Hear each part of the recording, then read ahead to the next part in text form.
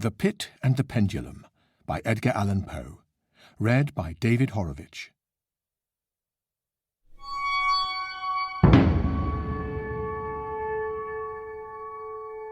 I was sick unto death with that long agony. And when they at length unbound me, and I was permitted to sit, I felt that my senses were leaving me. The sentence, the dread sentence of death, was the last of distinct accentuation which reached my ears. After that, the sound of the inquisitorial voices seemed merged in one dreamy, indeterminate hum, and presently I heard no more. Then silence and stillness, night, were the universe. I opened my eyes. My worst thoughts then were confirmed. The blackness of eternal night encompassed me. I struggled for breath. The atmosphere was intolerably close.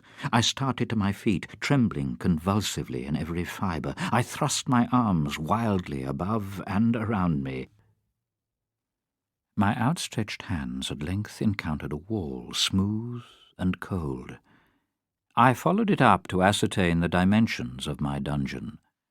So as to identify my point of departure, I tore the hem of my robe and placed the fragment at right angles to the wall.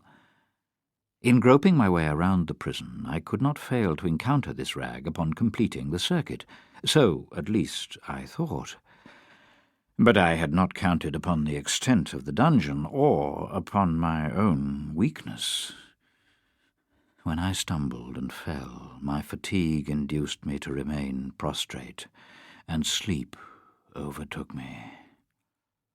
Upon awaking and stretching forth an arm, I found beside me a loaf and a pitcher with water. I was too much exhausted to reflect upon this circumstance, but ate and drank with avidity. Shortly afterward I resumed my tour, and came upon the fragment of the surge. I had counted 100 paces, and presumed the dungeon to be 50 yards in circuit.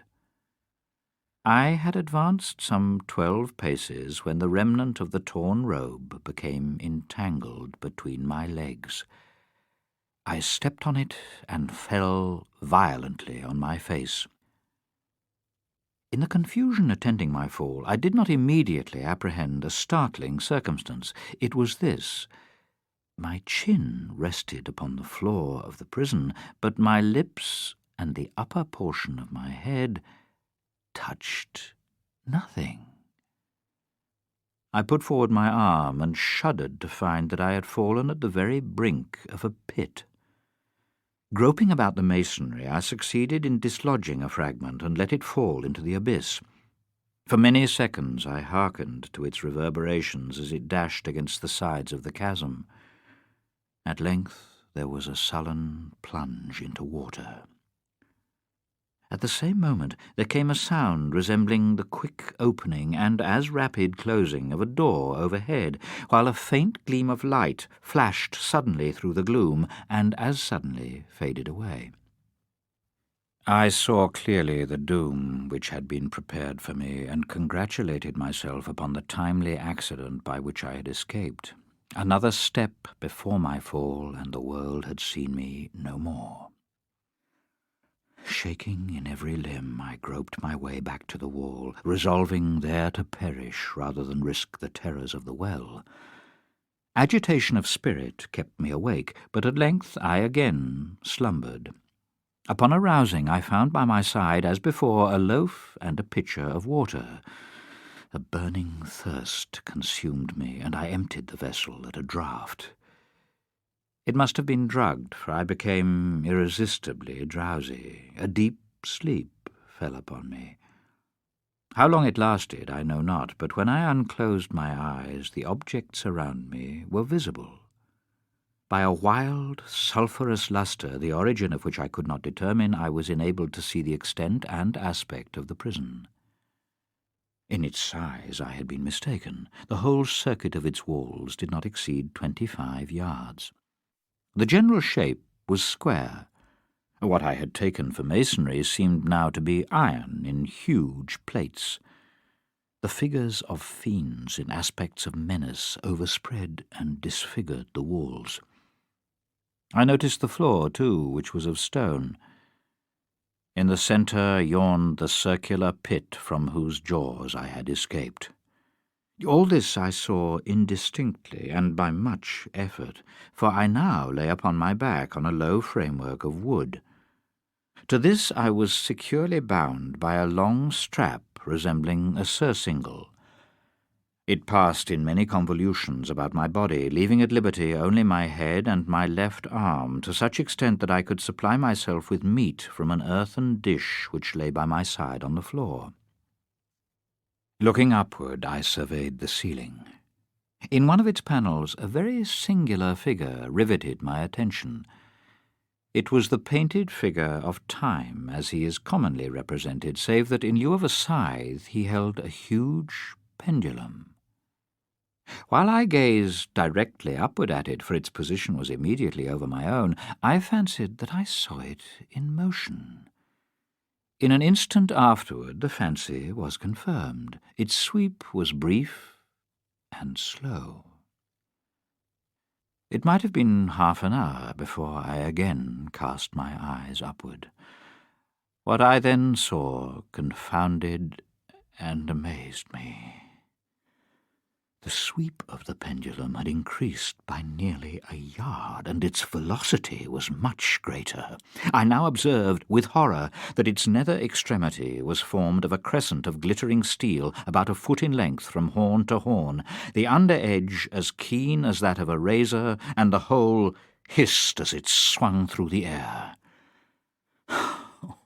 What boots it to tell of the long hours of horror during which I counted the rushing vibrations of the steel, inch by inch, line by line, down and still down it came. Days passed ere it swept so closely over me as to fan me with its acrid breath. I prayed for its more speedy descent. There was another interval of utter insensibility. Upon my recovery, I craved food. With painful effort I outstretched my left arm and took possession of the small remnant which had been spared me by the rats. As I put a portion of it within my lips, there rushed to my mind a half-formed thought of joy, of hope. The vibration of the pendulum was at right angles to my length. Observing its wide sweep, some 30 feet or more, I saw that the crescent was designed to cross the region of the heart. 10 or 12 vibrations would bring the steel in contact with my robe, and it now occurred to me that the bandage which enveloped me was unique. I was tied by no separate cord. Around me rats swarmed, wild, bold, and ravenous, their red eyes glaring upon me as if they waited but for motionlessness on my part to make me their prey. With the particles of the viand which now remained, I thoroughly rubbed the bandage wherever I could reach it. Then I lay breathlessly still. At first the ravenous animals were startled at the change, at the cessation of movement. They shrank alarmedly back, but this was only for a moment. Observing that I remained without motion, one or two of the boldest leapt upon the framework and smelt at the surcingle. This seemed the signal for a general rush.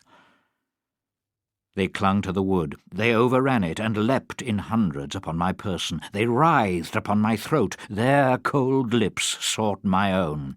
I was half stifled by their thronging pressure. Disgust, for which the world has no name, swelled my bosom and chilled my heart.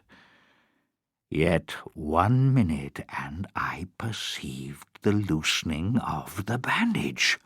Nor had I erred in my calculations. I at length felt that I was free. The surcingle hung in ribbons from my body. The moment of escape had arrived. At a wave of my hand, my deliverers hurried tumultuously away. With a steady movement, I slid from the embrace of the bandage and beyond the reach of the scimitar. For the moment, at least, I was free. Free, and in the grasp of the Inquisition. I had scarcely stepped from my bed of horror when the motion of the hellish machine ceased, and I beheld it drawn up by some invisible force through the ceiling. My every motion was undoubtedly watched. Free! I had but escaped death in one form of agony to be delivered unto worse than death in some other.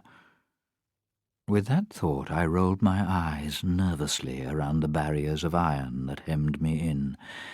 Something unusual had taken place. I became aware of the sulphurous light which illumined the cell. It proceeded from a fissure extending around the prison at the base of the walls. The mystery of the alteration in the chamber broke upon my understanding. Demon eyes glared upon me and gleamed with the lurid lustre of a fire. Even while I breathed, there came to my nostrils the vapour of heated iron. I panted. I gasped. I shrank from the glowing metal to the centre of the cell. The idea of the coolness of the well came over my soul like balm. I rushed to its deadly brink. I threw my straining vision below. The glare from the enkindled roof illumined its inmost recesses. Yet, for a wild moment did my spirit refuse to comprehend the meaning of what I saw. Oh! Horror! Oh! Any horror but this.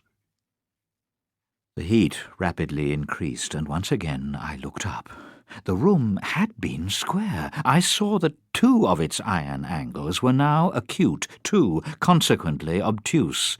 In an instant the apartment had shifted its form into that of a lozenge. Death, I said. Any death but that of the pit. Fool! Might I have not known that into the pit it was the object of the burning iron to urge me? And now, flatter and flatter grew the lozenge. Its centre came just over the yawning gulf. I shrank back, but the closing walls pressed me resistlessly onward. At length there was no longer an inch of foothold. I struggled no more, but the agony of my soul found vent in one loud, long, and final scream of despair. I felt that I tottered upon the brink.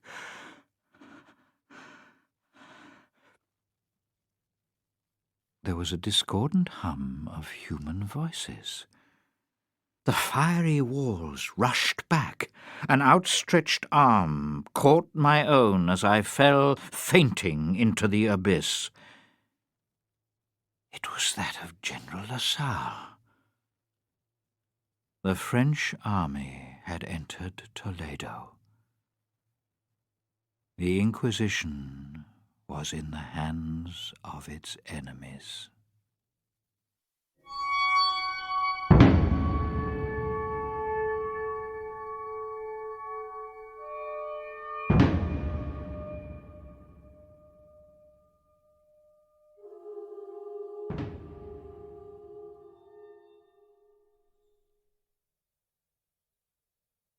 The Pit and the Pendulum by Edgar Allan Poe was read by David Horowitz and produced by Emma Harding.